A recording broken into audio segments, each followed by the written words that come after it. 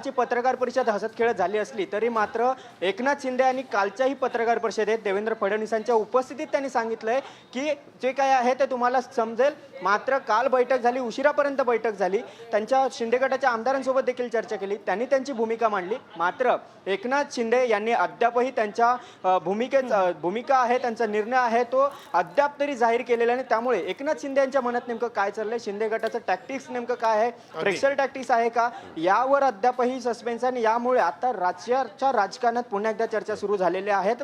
आता दुसरं महत्त्वाचं म्हणजे ज्या पद्धतीने आता उदय सामंत यांनी माध्यमांशी बोलताना देखील ते बोलून गेलेले आहेत की जर एकनाथ शिंदे उपमुख्यमंत्री पदाची शपथ सरकारचे प्रधानमंत्री किंवा इतर सगळे मंत्री यांचा राज्याला असलेला सपोर्ट, त्याचबरोबर इथं असलेले आमचे मुख्यमंत्री उपमुख्यमंत्री दोन्ही आणि मंत्रिमंडळाने जे काही निर्णय घेतले, मग ते शेतकऱ्यांच्या बाबतीत असतील, लाडक्या बहिणींच्या बाबतीत असतील, विद्यार्थ्यांच्या बाबतीमध्ये आणि इतर काही नाही, तर त्याचा परिपाक म्हणून आज आपण पाहतो आहोत की फार मोठ्या प्रमाणावर जे आहे सरकारी पक्षाला म्हणजे आम्हाला महायुतीला मताधिक्य मिळालेलं आहे।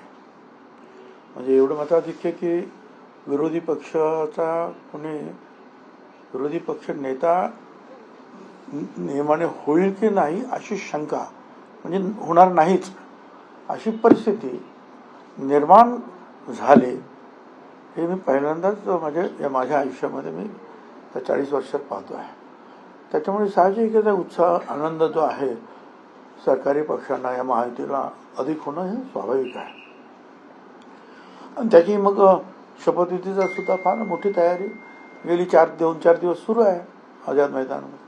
आणि स्वतः भारताचे प्रधानमंत्री मोदी साहेब किंवा गृहमंत्री अमित भाई शाह आणि इतर अनेक मंत्री, अनेक राज्याचे मुख्यमंत्री, अनेक इतर वेगवेगळ्या क्षेत्रातील प्रमुख लोक, ही सर्व मंडळी जी आहे ह्या शपथविधीला हजेरी लावणार आहे।